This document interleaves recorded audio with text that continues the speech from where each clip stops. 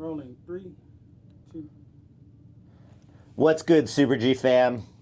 I'm Jonathan Epstein, founder and owner of Super Glorious, and you're here watching another episode of Partners and Plugs. I'm here with Cam and Ryan from the Nowhere store, and they're based out of Stamford, Connecticut. Okay, guys, let's get started. What was your first introduction to streetwear? And was there a specific brand, moment, or drop that really pulled you into the culture? I'll start with Ryan. For clothes, it was definitely Supreme was like my first brand that I got really into. I remember the first thing I had a Daniel Johnson shirt, and I wore it once, and then I went to wash it. I left it on top of the washing machine, and my dog got it. Like, put a big hole in the front of it. Your dog? Yeah. First Supreme piece, and I was shredded it up. Devastated. I think I still have it somewhere in the basement, but you wanted to throw it out, and I was you got to hang on to this. Devastated. And then I gave it back. How long ago was that? I was probably like 14, maybe like 15. Oh. Yeah, 14. Okay. For myself, you got to do the shoes. Oh yeah, I mean shoes for me it was like Jordans. Like my first pair of Jordans was Green Glow 4s were coming out like right around my birthday, and I won the raffle through Eblin's, but I was on vacation, so we sent my aunt in to pick up the shoes, and it was like this whole like undercover operation, because you know how they check your ID to make sure like you match with the ticket, right? But they ended up selling her the shoes, and I ended up getting them, even though I wasn't able to go there and pick them up in person. Beautiful, beautiful. How about you? For streetwear, the first thing was for me also Supreme, and I was really into older rap music when I was freshman year of high school. So it was the KRS-One shirt, the shadow shirt where he's around the corner. Yeah. I always thought it was dope, and I still have the shirt to this day, just because it's it's a sick piece. I wanted to keep it forever. And then for shoes, I skated when I grew up, so I was wearing Etnies and Converse and stuff like that, and Vans. And I remember 7th grade, all my friends had basketball shoes and stuff like that, and I was like, how do I get this? My parents aren't going to buy me that. I swim, and whatever, all my friends, they're growing and stuff, so they grew out of their shoes and they were my size. So the first pair for me, it was, I'm pretty sure, a pair of Cool Gray 12s. I just bought them off one of my friends for $40 or $50, cleaned them up and stuff, and I was wearing them probably, I love those to this day. That's amazing. I think, my first pair of sneakers that got me hooked, well, actually my second pair were the Nike waffle trainers that were blue and yellow, that were one of the first releases, and then they had the old Cortezes. But yeah, I mean, it's that one moment in time where you see something that you identify with that pulls you in, primarily the first time for the culture, for streetwear, that gets you excited. Okay, great. How did you transition from a fan of the culture to someone who buys and resells at a high level? And if you're unfamiliar with what these guys do, get to Stamford, Connecticut. I know I need to, but they're moving and shaking. What was the first big blip or moment that made you realize that this could be a serious business? And I'll start with Cam this time. So I mean, is this the question with the big flip? Want me to read it again, Tony? Okay. So how did you transition from a fan of the culture to someone who buys and resells at a high level? What was the first big flip or moment that made you realize this could be a serious business? So, there were tons of deals, but ones that really stick out to me was when myself and Ryan, we took a trip to Japan in 2022, right after college. And, we had been wanting to go out there, and it was our first or second day out there just exploring some of the shops that they had. And we came across these people who had a 4-foot KAWS figure. And, we were interested in this thing. We had never bought it. There were pictures online, only 100 of them made in each color. So we did our research and stuff. And then we ended up getting it for an absurd price of, it was 37 or 38,000. We ended up shipping it back to the United States. It took about 2.5 months before we saw anything. And, we had already been back from our trip by then. It came in, we had it for about 1 to 2 weeks, and we ended up getting $118K for it after we drove across the country to Ohio to deliver it. You So, delivered it to Ohio. Yeah, hand delivered it in a truck, and like that for sure was like the play where we had sold separately for years, but on that it was like we've been reselling alongside each other. Like we've always done deals together, and like this was one where it was like, all right, like let's go on this and take this chance, and like it paid out amazing because it was just like we had never sold anything like that, and it was just like, wow, like if we can sell a vinyl plastic figure for that much money and import it across the country, anything's possible. Amazing, amazing. So would you have the same story, or there's something for you that earlier or later, or was this just like, yeah, that was easy? Not. It wasn't easy. I mean, we make it sound easy, but like at the time, there's a lot more in it. Like Yeah, I remember you told me the story. It sounded like it should be made a movie. The process of like getting the payment to go through was this whole headache, right? Because like at that time I had no credit. I didn't have a need for it. I was like, you know what? I don't need a credit card. Whatever, right? So I had money to buy stuff, but I didn't have enough money to put. Like I didn't have $18,000 cash to put up to pay my half of this thing, and I think my debit card had a limit of maybe $10,000. So there was no way for me to swipe my card and even do it that way. So the only option was to do Cam's credit card, and American Express is like unlimited this, unlimited that. You have no credit limit, but every time you swipe the card, it doesn't go through. So you have to keep calling American Express, asking them, can you get it to go through? Can you get it to go through? And I think maybe it took like 2 days. Finally, the second day, we go back, swipe the card, it goes through, and it's like, oh, okay, like, we bought it. It's done. It wasn't done. We were in Japan for a month, and we went, we were in Tokyo most of the time. We went across the other side of the country to go snowboarding the last week that we were there. And they started calling us while we were snowboarding one day, and they're like, hey, like, you're going to have to pay for the shipping. It's expensive. Like, we can't pay for it like we originally agreed to. And it was this whole thing, like, going back and forth with them, saying, you have to hold up your end of the deal. We don't think it's right that we should be paying for this. You said you'd cover it. They ended up covering it, but like Cam said, it took extremely, extremely long, like 2.5 months for it to get to. Unbelievable. Do you know if the guy still has the cause? They do. They do. We sold it to a store, and it's on display in their store. Amazing, amazing. So let's talk about sourcing pieces. You guys move a lot of really unique products regularly between your Grailed and your store. So when you're sourcing pieces, what's your mindset? Are you buying with personal taste? Do you have data or cultural preferences? How do you know when you're looking at someone who comes in? I'm not just talking at a flip of a pair of shoes, but like a larger collector. How do you know, what to buy? There's definitely I would say a culmination of all three of those things. There's a little bit of data that goes into it as far as, obviously, does this product resell on the secondary market for over its original retail price, or is it less? If it's over, it's usually a little bit more hyped. If it's less, it's usually not as hyped. And then I would also say some of it is like cultural and also based off of the past. Is this a collaboration or maybe a capsule that we're seeing re-release, or is it re-inspired? Did it do well the first time it came out? Or is it way better than the first time that it came out, kind of thing? Makes a lot of sense. How about you, Cam?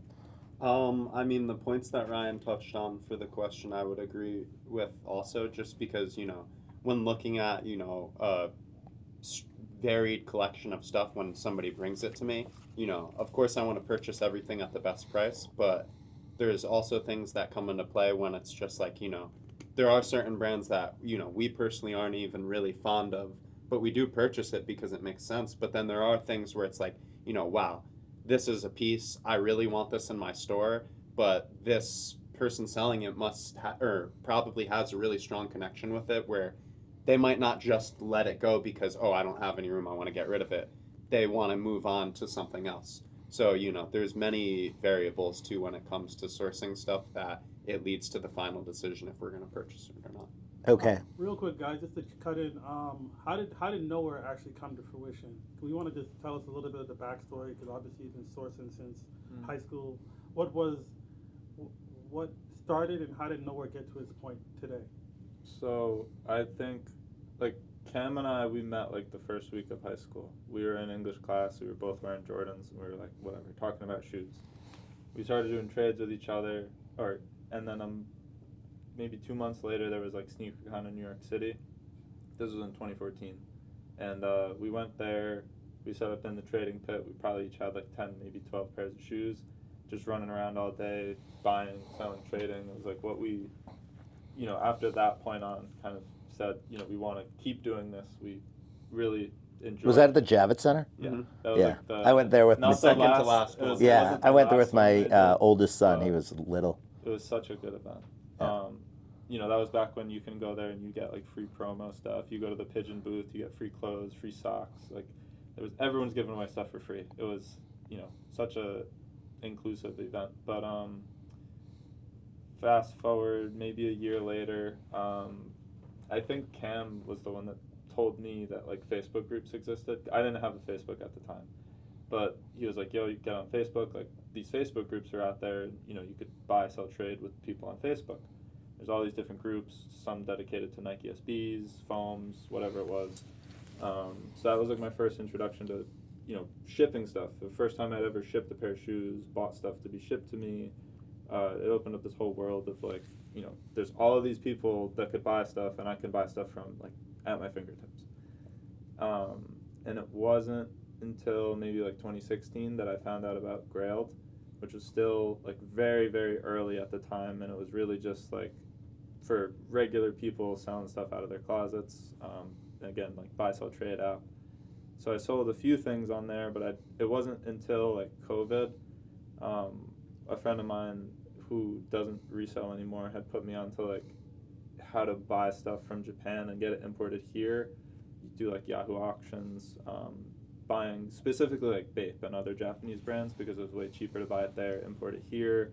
You could sell it for a markup. So that was like my real introduction to doing reselling as a whole, just at like a way higher level, because having the access to that like introduced me to a whole, like how to get stuff for crazy cheap prices. And like, do you still use Yahoo auctions today, or does it exist? it still exists. A lot of people that I know still use it. I don't personally, just because it's like so time consuming. My routine back a few years ago is way different than it was now. I would spend like, and it sounds crazy, like incel level amount of time on the computer, just like 4 or 5 hours a day looking for stuff to buy. Right. Yeah, that's what it takes. And how did that come to become Nowhere? I know there was Vintage Museum before that, and like. So the vintage store we still have, but I originally, like at the time when I was taking the reselling seriously, like during COVID and everything, I kind of made the Instagram handle Nowhere JP, based off of the Bape store and the like Nowhere store in Japan, and then the account got deleted, so I made another one, named it the same thing, and then within like 6 months of me making that was when we had gone to Japan, done that deal for the statue, and then the opportunity came about to open up the store in the mall. So then it was like, okay, let's change it to Nowhere Store instead of Nowhere JP. Streetwear and resale have evolved a lot, especially since COVID. Do you think exclusivity really still matters, or has the culture shifted towards just accessibility? Because, I can remember back in the day, things coming out didn't have to be exclusive because there was, new groundbreaking stuff all the time. People were just trying to find their lanes in the community. But do you feel like what you're seeing now, there's just a push to making so much stuff accessible that they don't really try to think about why it's different? Is it really exclusive? Do you want to start? Because you see a lot of product. Yeah, so I would say streetwear and resale have evolved. I wouldn't say in the best way currently, just because when you think of like exclusivity, right, like 10 years ago, people were spending however much money on shoes, right? Like several thousand dollars. Let's just say $7,000. Now people are spending that same amount of money on jeans, and then also matching those jeans with a similarly priced hoodie and belt and like wallet chain. You're multiplying the amount of money that you were spending on one thing tenfold. All for what? Just to be exclusive. Mm-hmm. And I feel like there's also, as much as people try to make stuff accessible, there's been such a push to make everything that once was accessible exclusive. Mm-hmm. Brands like Capital, brands like St. Michael, they started in Japan. They were really cheap, were really accessible.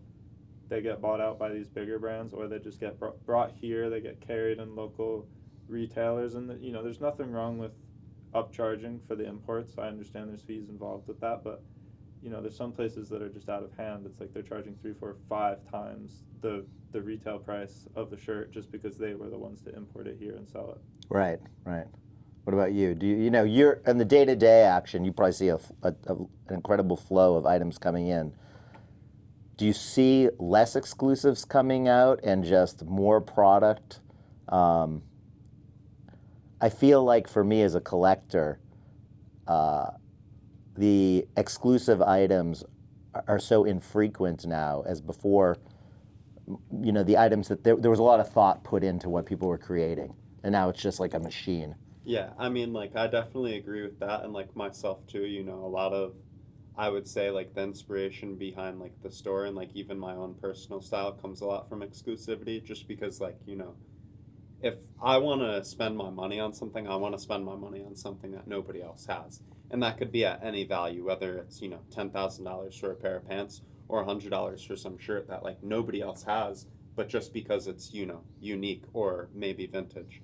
So, I mean, definitely, yes, nowadays I feel like there are way less exclusive items, but with what, Ryan was saying, with, this almost like false exclusivity, where it's, these brands are deemed, exclusive in one place, but then brought to a different market to where, it completely changes the thing of, these items are now costing 5 times what they, Right. previously were sold for, where, again, there's nothing wrong with that.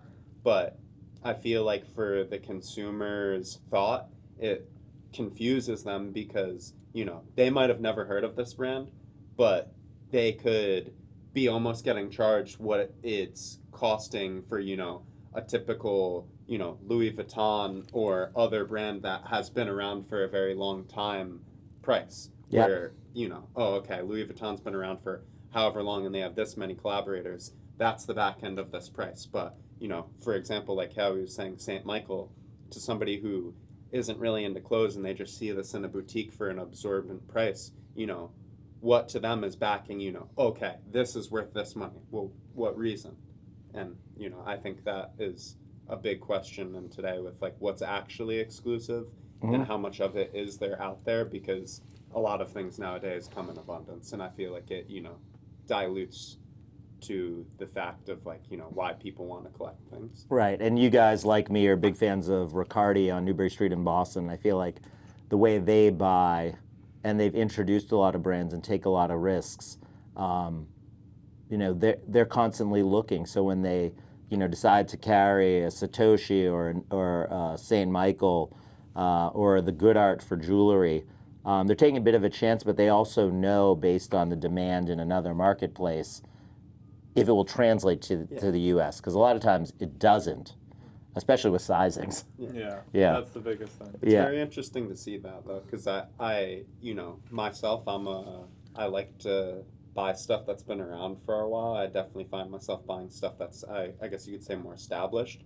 but I'm never, I love to see these brands like, for example, that wallet chain. I forget the name of the brand, but they had at Riccardi's. Good Art. Yeah, The Good Art, yeah. Obviously, the chrome hearts. I'm wearing a wallet chain right now. Obviously, that stuff is very popular. But to see a brand I've never heard of have people paying the amount of money, like, I hope one day I could create a brand that does that, because that's amazing, and their stuff is beautiful. So, you guys are really in the thick of it right now as far as reselling. Is it really that competitive? And if it is, what's your edge? Is it relationships with people that are, regular sellers? Is it having great market knowledge? Is it having a team that has their eye on what's going on? Like, how do you set yourself apart when today it seems like everyone is trying to flip a product or going to a Supreme drop or trying to, go to a New York City hidden release to get the ASICs? Like, how do you stay competitive? I think the biggest thing, and the only way to tell is if you talk to someone really, but like being authentic and also having an extensive knowledge of like the product and the history of maybe the product that you're selling, and vice versa if someone's trying to sell you it. I've seen, more times than not, the people who really care, like some people really don't like to let their stuff go, especially when it's something that's really special to them. Have you ever had a And it's collector that was something- just like, you can look, but you can't Well, buy? Yes, but I've also had people that are like, I have this and I'm on the fence about selling it. I don't want to sell it, but if I sell it, I'm going to sell it to you. And through the process of buying, other things from these people, talking to them regularly and just being like I said, an authentic person and not just like a lot of people think it's money, money, money, all about the money. But there are certain connections and certain relationships where it's like, we've built that trust, we've built that relationship, like I feel comfortable giving this piece to you. Not giving it to you, but selling it to you. Right. And selling it to you at a price where you can make money as well. So let me ask you, I'm going to double down on this question and I'm going to ask Cam. So reselling is competitive, and we talked about a little bit of your edge, with Ryan. How competitive is it now as opposed to a couple of years ago? And how do you maintain a competitive edge? Well, I would say nowadays, it's even, I think one of the reasons why it's even more competitive than it was 10 years ago is because of the use of social media. And that is because, your social face card emits a lot onto your person. And, think about it. If somebody has a bad social card and you hear all of this stuff online about them, that they are bad or they do bad business, you would think a second about doing a deal with them or buying off of them. So I think that with reputation comes, so much upkeep. So I feel that a lot of people, and especially, whether it be resellers or store owners or other people, do so much to, maybe create this image and promote this image online that might not be true in person. And Has that happened to you where you've had resellers that you're like, oh, I follow you, and they come in and they're totally different? I wouldn't say come in, but I could say in a recent example, like Ryan was saying before, we're very authentic people, and if I've never done business with you and I see that you do good business online or you work with clients alike that shop with me and stuff, I want all the best for you, especially if I've heard, good things about you and, we mutually follow each other and I've been to your store and stuff. So, what had happened was we had seen a client post an item that they had purchased from somebody that we had followed and I had heard good business about, and this person who had purchased the item from the store we had done business with. So, I saw the item and it just didn't look right. So, I reached out to both parties and I was like, hey, listen, I understand both you guys do good business, and this isn't me to stand on anything and say I know more than you, but the item that you posted and sold to him is not what it is, and for these reasons. So it was fake. Yeah. Yeah. And, after we had said that, the response we had gotten from it was, from the person who had sold it to the client that we had worked with, you just got into this, you don't know what you're talking about, you've probably never seen these, so your opinion really isn't valued. And when it comes into, saying stuff like that to another business owner, where, I wasn't disrespected because, I'm not making myself look stupid on the internet saying, look at this big expensive thing I sold that's fake and isn't what it actually is, and let me show the whole world this, when we're just trying to reach out and be genuine people and say, look, you sold this to this person, it isn't what it is, and you got to refund them, and I also think you should remove this from your face card because it's just making you look less reputable. And for us to get a response of, you don't know what you're talking about, this, that, and the third, gives me all the, notion of what this promotes online and this whole thing that people fight for this image, isn't what it actually is. And that's why I feel like our edge is, we're authentic. If I tell you a number, I'm going to stick to that number. If you come to my store, we're going to make a deal happen as long as you can agree on something. And, at the end of the day, our reputation means more than any kind of dollar amount transaction that we could get, because, if you're good business, you will always get referred to other people. Sure. And if you are bad business, you will always be told by other people that you should, keep an eye before you do something. Yeah, I hear you. Let's look in the crystal ball, or in the crystal duckbill platypus. 5 years from now, where do you see the resale game going? I know it's kind of a tough question, but are you starting to get hints of like how things might pivot in the future? And then on top of that, the second question is, with where resale's going, how do you want to be remembered as you evolve? So what I could say for sure is, within the last 2 years, with us obviously transitioning from like completely selling online, going to shows and out of our house, to having a physical storefront, online business is everything, and it's absolutely exploded, regardless of, what niche in this resale business you're in, whether you're selling vintage goods, used sneakers, whether that's, luxury pairs like Air Mags, or garbage stuff that's used for $5 or $10, because there is a purchaser for everything as long as you're able to get your product to that consumer.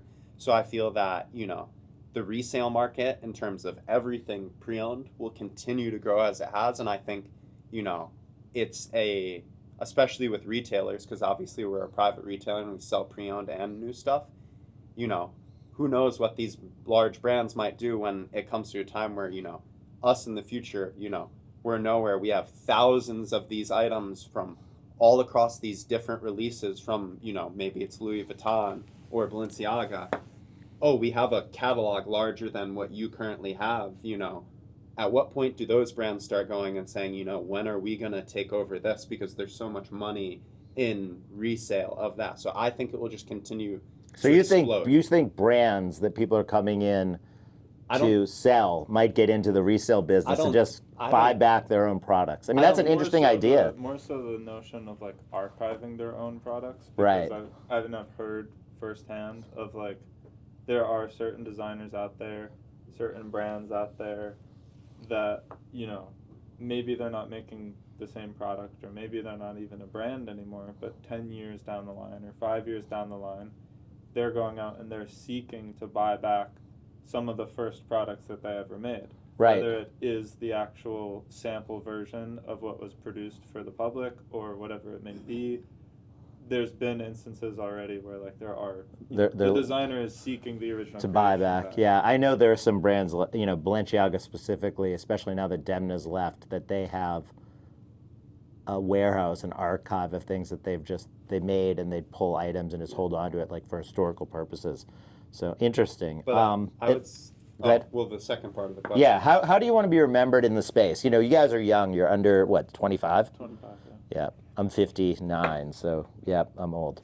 You think about, 5 years down the road, or 10 years or 15 years, how do you want to be remembered? Because there are going to be guys just like you, or you're going to be sitting here and doing an interview like I am with the next generation. What do you think you want to be able to look back, and how do you want to be remembered for what you've done? Because you've had tremendous success, and you guys work incredibly hard. So what are things you'd like to build upon, so you've created your own legacy? It's a tough question. I would say, as far as like the store, I would want the space to be remembered as a place where like anybody can go and get something for a good deal. And I'm like a really strong believer in, bad things can happen in fashion. Bad things can happen in the economy. But no matter how much money someone has in their pocket, if you can offer them a deal and they can afford to buy it, they're way more likely to buy it because it's a deal, rather than just, oh, this is 20, I have 20, let me think about it. Mm-hmm. So it's more of a consultative sale when people come in, or do you find that people, like building question on question? So someone comes in, they're looking for something, do you have to kind of tell them about it from time to time to like build a relationship? I would Varies? say it varies, but what I find in almost every encounter is at some point, 95% of the people, when we're trying to complete a sale, is at some point or another asking for a better price. Yep. So as long as you already have a good price and you can take a little bit more off, Yep. you'll always win. Okay. Got you. How about you? I mean, it's interesting to ask that question because, at my age, you start to, or as I got closer to getting to be 60, you start thinking about the intentionality of how you do the things you do, because at some point you're not going to be here anymore, and you want people to be able to remember what you did to help someone. Well, hopefully, help someone else out in different situations.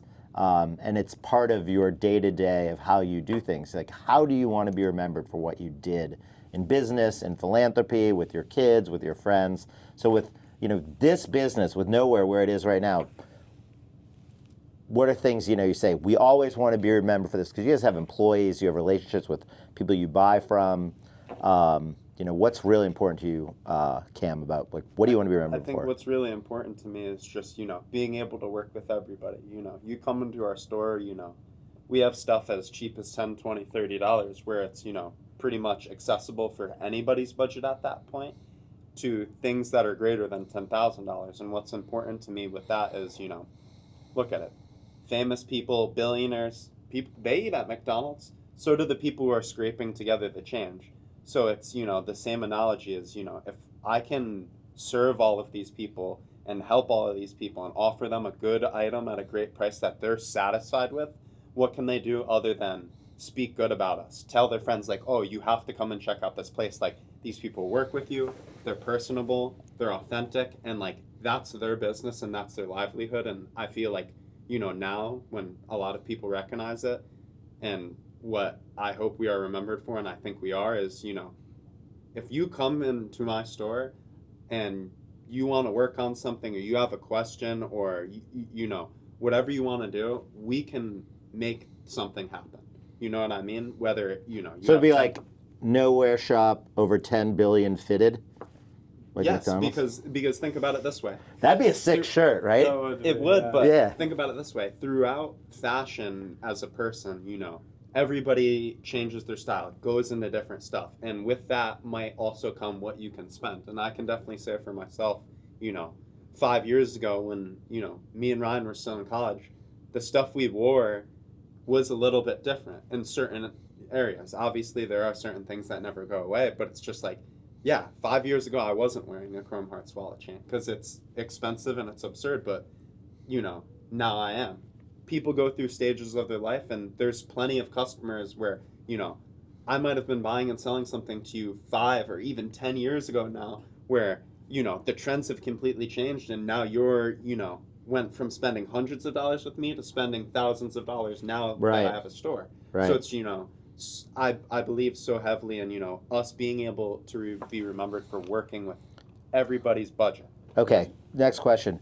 In the digital age where everyone's moving online, what's the value in opening a physical space like you did versus being just online? What's the advantage? I think the greatest value in having a physical space versus just selling online is giving the buyer or the customer or the client like the opportunity to feel, try on, and really like interact with the product that they may or may not be about to purchase. Mm-hmm. Because I know, at least for myself, and I would say I think for Cam too, when I'm online shopping, I don't really care what it is. I'm looking for the best price. If I can't get the best price, I'm not interested. And how do you know? Rather So if you're than looking, if will you go grailed and like, do you have a methodology of, okay, this is the best price of everything online? There is a method to it. I'm not going to share it just because it's a tool of our business, and Yeah. it's not like private information. A lot of people already know about it. Right, but right. It's a Got a gatekeep. It's a simple Yeah. tool. So versus online where I'm looking for the best price and the best deal, best bang for my dollar, versus if I'm in store, I'm trying stuff on. If I really, really like the fit, I'm not as particularly worried about getting it for the lowest price because I'm, feeling it, experiencing it, You know what you get. trying it, and I like it, so it's worth the money for me. So it's kind of creating value to the customer in that sense. Okay, and then a final question, I'll give it over to Cam. So now with a physical space, do you feel like having that helps you build your brand more quickly? Yeah, and how do you think people, when they come into Nowhere and they come to your shop on a Saturday and they've saved their paychecks, what are they expecting? So, I mean, and like it ties back to the question before, you know, this is our business and like nobody's building it but us. So when you come to our store, you know you're going to be met with either myself or Ryan. And, you know, if you're coming in my store and I know you're coming here to spend your hard-earned money, it's meaningful to me because you could have chose any store. You could have went to Macy's, a Do you competitive find that sneaker people store. will come in and they have heard about you through the internet or someone's bought there and they make a long drive just to come all the way Definitely. out? We've had people, you know, fly from California over, you know, how many hours to come to our store. Just recently, this kid, you know, he was DMing us for months, right? Months. He's like, I gotta come to your store. I gotta come to your store. Like, The you'll deals are give crazy. me a deal if I come to your store, right? We're like, yeah, of course. So he convinced his mom to drive him and his brother up How old from was he? Maryland 18. for his birthday. He was 18, Yeah, for his and his birthday. mom drove him for his birthday. From 7.5 from Maryland, hours. yeah. Oh my God, And then they came twice. So they came one day, and then they went to the city. And that's insane. And they were leaving the city. They stopped again and came back. You guys, as you evolve your website, or like those stories people love. I mean, because that's It's about, crazy to even yeah. think it's a reality having the store and somebody like, you know, coming in and saying that. And it's like it's on all levels. It's, you know, people like that. And then even as of like the last month or 2 months, we got like a bunch of polo stuff. And one of like this older guy came, you know, he lives right in Stamford. He was walking through the mall. He saw our store. We showed him some stuff and he's literally addicted. Like we posted a hoodie on Grailed. And, you know, 20 minutes after it was posted, he was calling the store saying, like, is this available? Like, I'm coming in right now to try it on. That's awesome. And it's crazy to see, you know, it doesn't matter what age or what you're into. If we're selling it and, you know, these people are very fond of us because we, you know, are so, you know, I couldn't be more blessed to have somebody say that to us because it's, you know, 10 years ago we were thinking this and like is that even possible and like that's a reality now and to hear that it's like somebody, you know, speaking nonsense because like that's crazy, that's insane. Wow, California. I think our biggest win, Tony, was the guy in Madrid who was a famous pop singer who found us on the internet and we had to ship it to Madrid, and then he did a couple shout outs on his Instagram and he had millions of followers, and that was the first time I was like, okay, you know, we can make a go of this. All right, we're gonna flip over to rapid fire Q&A, but you know, I've been listening to Cam for so long. I'm saying you know a lot. Yeah. Are you serious? We may or may not keep that. But honestly, you know, seriously, I want to thank you guys tremendously for coming out today. As we've evolved as a brand, it's been difficult to find partners that you could work with, that you had trust in, that you had faith in, that you respected their vision, that they not only did they know how to work, but they appreciated what they were looking at and the history of streetwear and sneakers. And as someone that's collected for a long time, you're a unicorn. They're, you know, if you haven't gone to their Grailed or to their Instagram or Googled them, I mean, what these guys are doing is so next level, and they are working harder than anyone I've met in this industry on the resale market. And they've got a great eye, and they're willing to work with you. It's been a pleasure to not only work with you, to have you come into the lab and take a look at everything that I bring in, but to watch you guys grow your business. Because for me, it's really inspiring because I know how hard it is. All right, Well, and thank you for, you know, helping us And reaching out, more supporting, importantly, you know. seriously. yeah, I think what did I text you or DM you like 4 times and then someone responded? And you're like, yeah, we get a million. The twin, man. It was You all could 'cause thank the Jacob twin. came. Oh God, let's not go there. All I right, know. we're gonna flip over to the rapid fire Q&A, but I really appreciate it. This was awesome. Yeah, of course. Thank you. All right, let me cut the camera, then we'll start. Okay, so you're gonna ask the questions.